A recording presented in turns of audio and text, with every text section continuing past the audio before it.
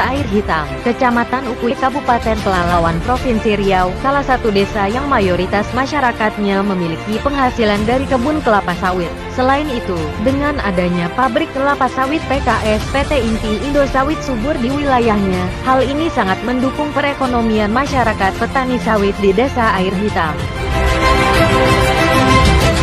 Desa Air Hitam memiliki pendapatan asli desa (PAD) dari pemotongan hasil penjualan tandan buah segar TBS kelapa sawit masyarakat yang telah disepakati sebelumnya, baik penjualan ke pabrik melalui DO KUD Air Hitam Jaya maupun penjualan ke rekanan KUD yaitu CV Tanggon Ardana dan penjualan lainnya. Ada juga kelompok masyarakat yang kebun mereka dikelola oleh Asosiasi Amanah, juga ada yang dikelola sendiri. Penjualan TBS-nya ke agen dona dari keseluruhan sumber PAD Air Hitam tersebut dilakukan pemotongan tanpa terkecuali sebesar Rp10 per kilonya, sehingga PAD Air Hitam mencapai puluhan juta rupiah per bulan.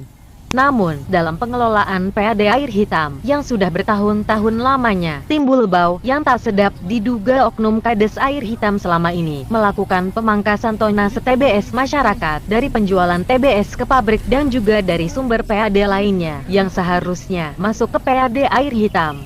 Selain melakukan pemangkasan tonase, ada juga yang tidak dimasukkan beberapa setoran ke PAD oleh oknum Kades dari sumber PAD lainnya yang mencapai puluhan juta per bulan, di luar hitungan dari pabrik dan Tanggon Ardana. Hal ini disampaikan masyarakat Desa Air Hitam yang tidak bisa disebutkan namanya. Coba didapatkan invoice dari pabrik dan laporan dari KUD yang masuk menjadi PAD Air Hitam. Sama tidak Pak? Belum lagi dari setoran PAD yang bersumber dari lainnya. Seharusnya terhitung masuk ke PAD setiap bulannya, sementara yang dihitung hanya dari dua sumber PAD, yaitu dari pabrik dan Tanggon saja. Sudahlah tonase dari pabrik dikuranginya, masih dipangkas Kades Rp5 sebagai fee Kades. Tolong dibongkar Pak, bantu kami masyarakat Desa Air Hitam ini, ungkap warga Desa Air Hitam kepada wartawan, Sabtu, tanggal 5 Maret tahun 2022.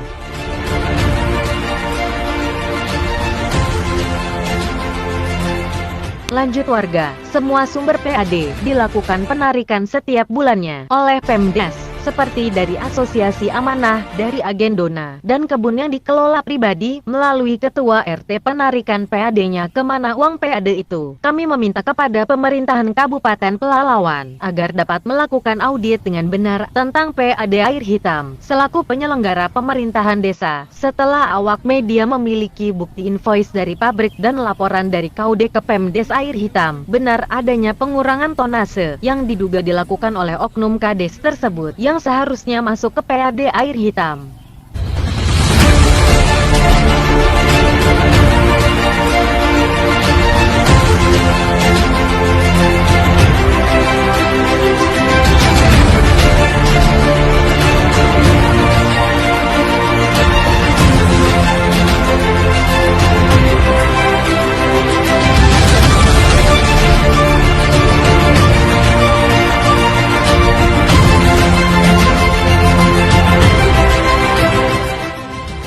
Sumber PAD Air Hitam yang lain, awak media mendatangi Narno selaku ketua pengurus Asosiasi Amanah di kantornya yang mengelola sekelompok kebun kelapa sawit warga di Desa Air Hitam. Iya benar, kami tetap mengeluarkan Rp10 untuk PAD Air Hitam. Berapa nominal setoran PAD tersebut? Tanya awak media. Bervariasi setiap bulannya, tergantung hasil buah, diperkirakan 15 juta hingga 17 juta per bulan, jelas Narno.